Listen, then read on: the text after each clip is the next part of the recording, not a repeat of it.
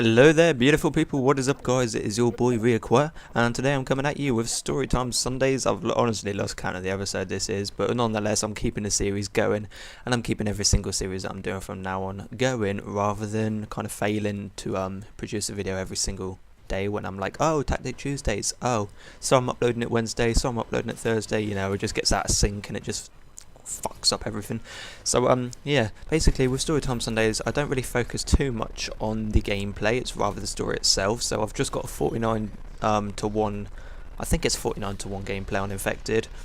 So yeah, let's go ahead and get into the story. And by the way, last week's Storytime Sunday was also 49 to 0, it's flawless, so I'm liking the 49 kills.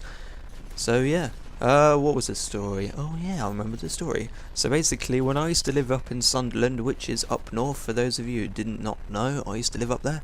I've moved quite a lot of times, which is why I haven't really got an accent at the moment, but I've been living in kind of Reading area for quite some time now. It's about 8 years, I think, so I've spent a majority of my life up here.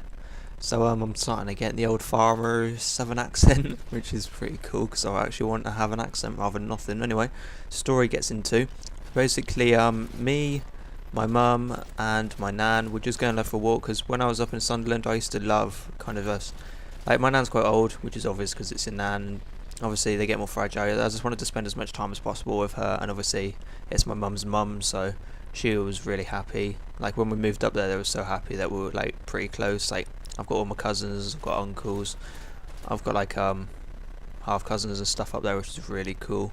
So it was pretty sad when we had to leave, but it was good while we were there. I mean, we haven't visited there in so long. Hopefully I'll be able to get up there soon, but you never know. I don't know, might be, might not be. Depends. I really need money because the train is like 5-6 hours. Horrible journey up there. You got to like switch about 5 stations, which sucks. But anyway, yeah, so we're going along. I've just got football because obviously them two are talking. I'm occasionally talking to my nan, but you know what it's like when it's like your daughter and her mum. They're always going to be chatting along and you're just like the third wheel. So I was quite happy. I was quite young. I was like 12, 13, so I was quite happy just playing footy with myself. And then like I found this goalpost and we're just like, oh mum, now you got to come check us out, look, it's a massive field and a goalpost, which was pretty cool.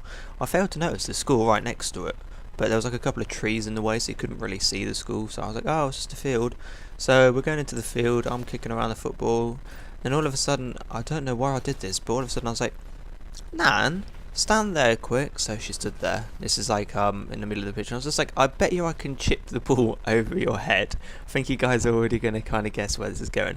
So I was like, I bet you I can chip the ball over your head, and I was like, ooh, go on then. And I was just I put my foot, I ran up and I tried chipping it, which is the worst mistake ever. I don't know, I think I was hyper or something at the time, and I run up, I kick the football, I fail, I kind of half toe punt it and I half like chip it, so I kick it, it's quite hard and it just hits her straight in the nose.